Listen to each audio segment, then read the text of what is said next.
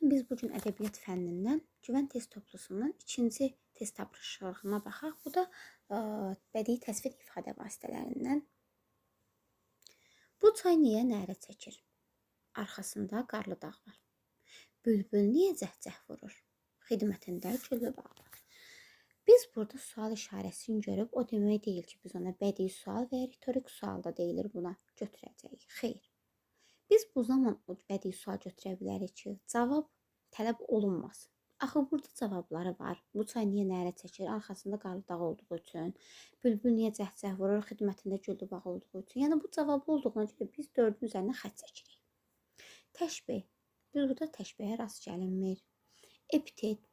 Epiteti biz o zaman götürərik ki, məcaz olsun. Güllü bağ.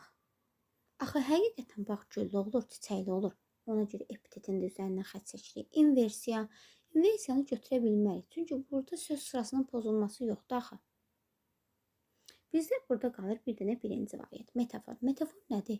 Metafor odur ki, hər hansı bir canlı varlığa aid olan bir xüsusiyyətin bir cansız əşya üzərinə köçürülməsidir. Çay nərə çəkə bilər? Əlbəttə ki, çəkə bilməz. Bu çay niyə nərə çəkir? Çay nərə çəkə bilmir axı. Elə vaxt cavabımız metafordur. Yəni C variantı.